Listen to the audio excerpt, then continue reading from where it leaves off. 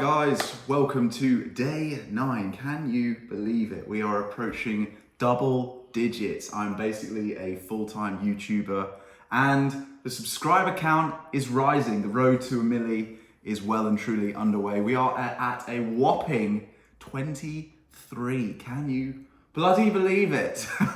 But guys, I've told you already, the first 100 founding subscribers are getting Lambos, helicopters, mortgage paid off, the lot. So I know your dog's probably got a YouTube account, your mum's got one, and all of your friends have got one. Have you told all your friends? Have you got your dog's account to subscribe? Have you got your mum's account to subscribe? If the answer to any of those questions is no, then you need to reevaluate your existence on this planet, basically. I'm joking, but any love and support that you can show the channel would be much appreciated. We are not in this for the vanity metrics, but it would be nice, wouldn't it, if we could kind of share the success story of this channel. In case you are stumbling across my channel for the first time, my name is Doug, I'm an online coach, and I work specifically with drained 9-to-5 guys in very high pressure careers who are struggling with work-life balance and really want to take back control of their health, reboot their mindset, and get their edge back. But this is not a sales pitch, this is a value giving channel. And as you will have seen from today's video, we are talking about morning routines. This was actually a requested video, so thank you very much. Our first request, I feel honored. And morning routines is a very well-versed topic. I'm certainly not the first person to speak about it. We all, whether we realize it consciously or subconsciously, have one. We are creatures of habit and routine. Our brains love it. It's called homeostasis. But some of them are terrible and some of them are great. Now, of course, I'm only going to give you my opinion, what has worked for me, but I also have the fortune of having worked with hundreds of other guys and girls, because I used to work with girls as well. Not sexist, just prefer working with guys. And I can tell you for the vast majority of people what works and what doesn't. Second caveat, I am not a parent. I do not have young children. So if you are sitting there shaking your head already, being like, yeah, but I've got kids. Cool, congratulations, I don't. I probably can't help you. So, see ya. So let's get into it, the good and bad, the ugly. So what's quite funny is I actually did a 3-part reel on my worst, how I would construct my worst day possible. And a big portion of that, pretty much the whole of part 1, which was like a minute and a half, I hadn't even gotten out of bed. So it goes to show you how much damage you can do in the first 1 to 2 hours of your day if you're not careful. Now, that may surprise, overwhelm, scare you, because you might be thinking, oh my God, what's he gonna get me to do? What's it, well, not get you to do, suggesting that I do. The answer is there is genuinely nothing complicated. In fact, the simpler that you can make it, the better, because the less friction, the more likely you're going to stick to it, the easier it's going to be, particularly in the morning when it's first thing and you've just woken up and you're like, oh, I don't even know what day of the week it is or what my name is. This stuff you need to keep simple. And what you'll often hear is people who are outliers, who are incredibly successful, and power to them, tell you about their very intricate, very unique 4-hour morning routines. I think a lot of the time, whilst those people speak with passion and they speak with the best of intentions, they've somewhat fallen out of touch with us regular folk, you know, who have jobs and responsibilities and all of this sort of jazz. They also tend to live in nicer climates and stuff like this. And they don't necessarily appreciate the fact that in the Northern Hemisphere, particularly in like the UK, it's cold, dark and raining for about 6 months of the year. So what I will try and do today is give you a realistic routine, something that I stick to as much as I possibly can. And I know for an absolute fact that when I do, I feel my best. The important thing to say before I get into it, and I'll say this several times because it is very important, is this isn't going to be something that you do once and 10x's your life. All of this stuff, whether it's your fitness, your diet, your mindset, your sleep, your water intake, everything, you're looking for the small marginal compound gains. A little bit like compound interest. If you don't know what that is, I'm not going to explain it in this video. Maybe I will do another video on compound interest, make some finance, throw in some finance on this channel. But I want you to really remember that this isn't a quick fix kind of deal. And also, if what I'm telling you is a very drastic change, but you want to give it a go, then appreciate the fact that particularly on day one, if you're going to try this tomorrow, it's going to suck. You're going to hate yourself. You're probably going to hate me too. And that's fine. Send me death threats. I'm good.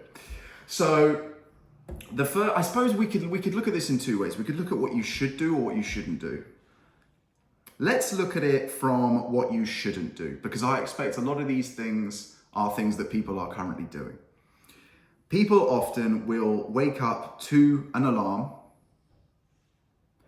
the same alarm they've been waking up to for years.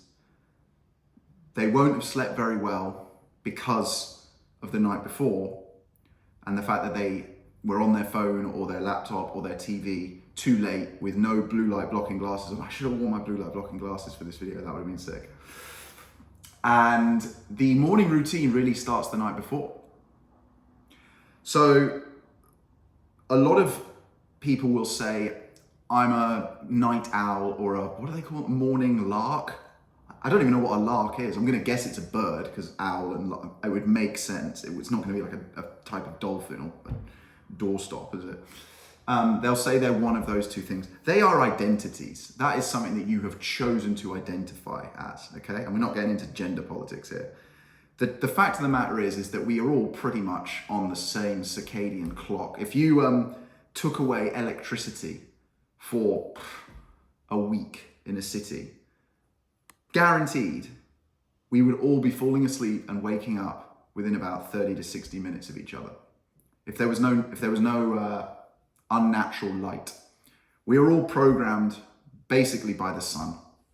And the closer that you are to that is probably the better. Now, of course, there's a complication here. Again, Northern Hemisphere. Even me down here in southern Spain, sunrise in the winter isn't until 8:30. So you kind of have to buck that trend. What I would not do is stay in bed late. I would try to avoid waking up to an alarm, which means going to bed at a reasonable time the night before. I would get out of bed as fast as possible. So one of the first things that you can look to do, which is an actionable, practical thing, is make sure that your alarm is out away from your bed to the point where you have to stand up to turn it off. There's people who will say that they'll sleep with their phones outside of their room. I've never done that. I'm not at that level. Maybe I'll try that this year. But obviously you need to then replace it with like a radio clock, which, you know, they're super cheap. You can get one on Amazon for like a tenner, I'm guessing. Everything on Amazon's like a tenner, isn't it? Like, but you want to have your alarm out of reach, basically. So you have to get out of bed to turn it off. That is going to discourage you from going back to bed. Full disclosure, today, I actually turned my alarm off because I tried to avoid snoozing it, and I fell back asleep for 30 minutes. That's very rare. I don't do that very often. But that is a good point. You want to avoid snoozing as much as possible because that actually can cause spikes, I suppose, irregularities in your heartbeat.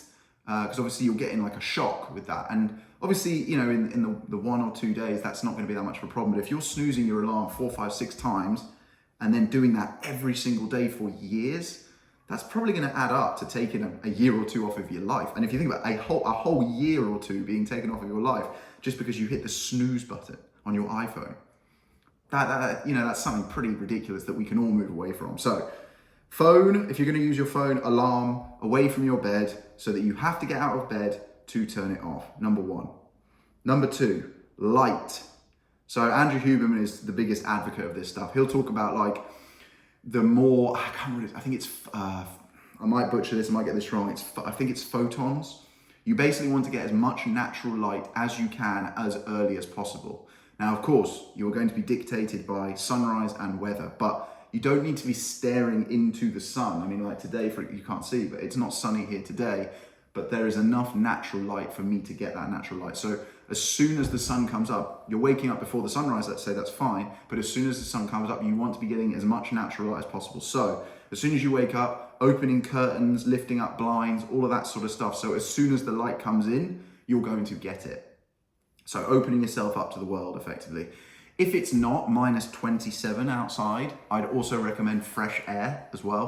That's a massive helper when it comes to waking up. Because basically what we're trying to do with our morning routine, the real goal of it all is to prime ourselves, is to get ourselves in a position it's like you're booting up a computer. You want that computer to boot up like a MacBook, not like a Windows computer. If you've had both and you know that, you'll know the difference. Like Windows computers take literally minutes to boot up. MacBooks, I could close this, it's right here, open it like that, okay? So you want to be able to boot yourself up like a MacBook, not like a Windows computer, okay? And all of the actions that we're describing here are helping you to do that. So number 1, alarm away from your bed. Number 2, light and fresh air if you can, okay? Number 3 is food. So I'm really excited about this one because for a long time, intermittent fasting has been one of these like hyped up methods, because that's what it is, methods of eating that people will swear by and say it's amazing for fat loss and weight loss. And as a result of that, have now demonized breakfast. They are saying that breakfast is for the devil, it's for pussies, and you're a terrible human being who deserves to be locked up in jail if you dare to have breakfast. So excited. The science has proven that they were all wrong. So first of all, we just need to deconstruct this a little bit. So intermittent fasting is not skipping breakfast, because breakfast by its very nature is breaking your fast. So whether you're eating your first meal of the day at 2 p.m. or at 6 a.m., you're having breakfast because you're breaking your fast. So you're not skipping breakfast. You're just skipping eating at that time of the day, okay? So that's the first thing we need to say. Secondly, the science that I'm talking about has found 2 things. And the first one might surprise you, it surprised me. The second one, once you hear it, you're like, oh, that makes so much sense. So the first one is that they have now found that we are at our most metabolic in the mornings. So that means that when we get up and we have our first meal and it's in the morning, we are going to be able to absorb more nutrients in that meal than basically any other meal throughout the day, okay? Still early stages of the sort of discovery of this process, of this science. So obviously it's going to be interesting to see how that develops and these findings develop as they then build up the studies. What tends to happen with these studies is where it's safe, they'll do them in humans. So I imagine this one probably wasn't even bothered being done in animals, probably went straight to humans, but I imagine it was a relatively small sample size. Now they've kind of found this, what they'll probably do is 10x the sample size to see if they find the same result. If they do it effectively gets written into science law. I mean, it's not really a thing, but you know what I mean. So you're kind of ahead of the curve knowing this. But yeah, so we are at our most metabolic. I think that's the best way to describe it. I'm not a scientist. I'm a nutritionist and personal trainer, but I'm not a scientist.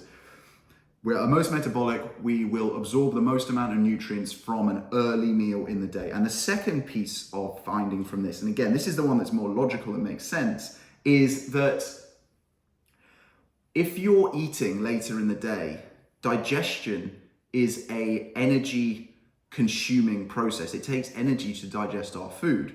And as a result of you spending energy digesting your food, if you're eating at like say 8, 9, 10 p.m. in Spain here or in Italy, places like that, the Mediterranean countries, they love to eat later in the day, okay? So it's very much ingrained into the culture. But that's actually going to cannibalize your sleep because the effects of digestion is stopping you from getting into certain deep sleep levels that you want to get to be fully restored, rested, and recovered. So the science is basically saying that we want to be getting up early, eating early, and finishing eating early in our day. The best way that it was described to me, and I'll say it to you, was to eat with the sun, effectively. So start eating with sunrise and stop eating with sunset. Basically, the more regular that you can be around the sun, the better. Okay? So that's a big thing to take away from this. So we've talked about light, air, alarms, food, caffeine. So caffeine is one of those drugs that is, I think it's now the #1 drug in the world. It's amazing, right? It's a superpower, and it's got a lot of positives, but it also comes with a couple of potential negatives if you're abusing it. Caffeine's a pretty straightforward one. Try to avoid it in the first hour of the day, and try not to have it after midday, 1 p.m. And without going too much into the detail, the science of it, it's all to do with the half-life of the caffeine, which basically means that it takes 6 hours for just half of the caffeine to leave your body. It then takes another 6 hours for half of that half to leave, and so on and so forth. So if you're having the worst thing you could do is have coffee with dinner. If you're having coffee with dinner, you are permanently caffeinated. You are never actually sleeping that well, okay? And what you're probably gonna find here, guys, and you've probably spotted the trend already, is all of this stuff, all of this morning routine is built around to help you sleep as well as possible. So the morning routine, like I said, really starts the night before with the evening routine. Blue light blockers on, stop eating with the sunset, try to put the screen down at a certain time where you know you're gonna be going to bed in the next hour. Get into bed at least 30 minutes before you want to be asleep, because you will take sort of 20 to 30 minutes, even if you are a fast sleeper, to really get into a restorative sleep state, and then give yourself at least 7 hours of actual sleep. So work that back. If you want to get up at 7 a.m., you would say, okay, well, I need to be in bed then by midnight, okay? At the latest, that's to get you 7 hours. But no, not really. You actually wanted to be in bed by 11:30, which means you'd want to have the screens, phones, all that stuff down by, where are we? Sort of 10:30, absolute latest. But I would actually encourage you to get up earlier in the day. And again, we're going very much on my findings with this stuff now. But that first hour of the day between, let's say, 6 a.m. and 7 a.m. In the UK, I actually got up at 5 a.m. But here in Spain, I get up at 6 because I still think I think I actually am the first person in Spain up in the morning, consistently, genuinely. It's insane. If you go outside, even at 7 a.m., there is no one on the street. It's wild. But obviously, I'm used to London, where 7 a.m. is like rush hour, basically. The beauty of that first hour of the day is, for someone like myself, it gives me that time to boot up, to get going with the day, to plan my day out, to sort of get in a good, positive headspace. You don't need that hour. Some people can get up and go like that, and I'm pretty good at it sometimes, but I find most of us, we've gone to bed with some level of strain or worry or anxiety, and it takes a little bit of time when we wake up to clear that out of our system. As much as the sleep is there to do that, I find it takes a little bit of time in the morning as well. So getting up early, I find, is a bit of a superpower. If you identify as a night owl, they've pretty much disproven all of this stuff. You're a human being, which means really that you should be waking up with the sunrise and falling asleep basically with the sunset, okay? So you can sit there and stew in your identity, and that's absolutely fine. I'm not saying you're a bad person for being a night owl. And sometimes you've got to pull those late nights. I get that. And then, of course, it's going to potentially compromise your sleep. But for the most part, I would strongly encourage you to try to become a morning person. Because guess what? I've been both. In my early 20s, I used to say to myself and tell other people I'm a night owl.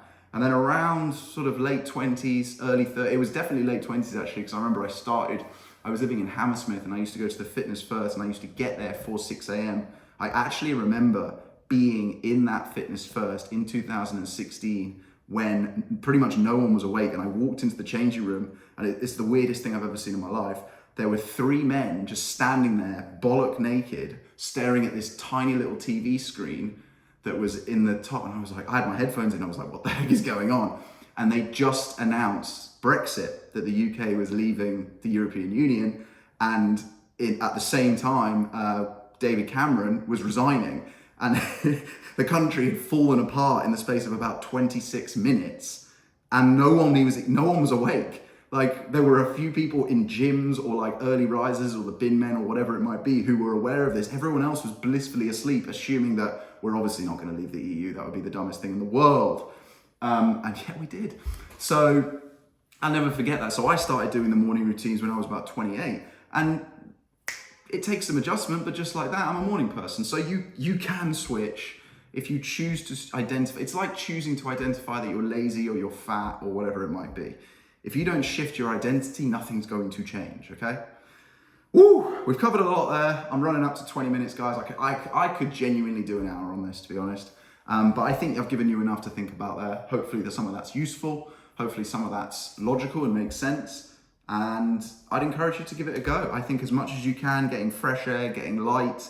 The other thing I should say, actually, the very last one, is doing something that you might necessarily not want to do, but is going to give you some kind of small win in the day.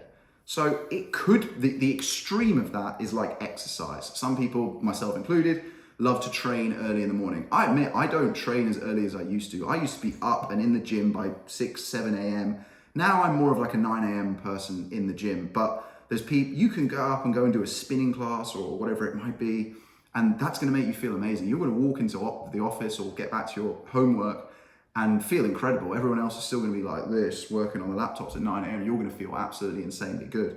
But if you just do something you don't necessarily want to do, it doesn't have to be something that difficult, but something that challenges you a little bit, something that makes you remember and realize that you're capable of doing it. I think that's super, super powerful. And the very last thing I'm gonna say, because I've just remembered, it's not gonna take me long, don't worry, is positivity. You want to be in a positive state as fast as possible. And let's imagine in a best case scenario, you wake up and you're in a positive state, okay? If you think about the things that could negate that, the media, just stay away from it. I guarantee you nothing has happened. Trust me, I have not looked at the news once in 4 months. I have no idea what's going on, but I guarantee you nothing much has changed. If something monumental that was genuinely going to impact me was happening, someone would have told me. Guaranteed. Media, stay away from it. It's all negative and bullshit anyway. Most of it's bullshit anyway.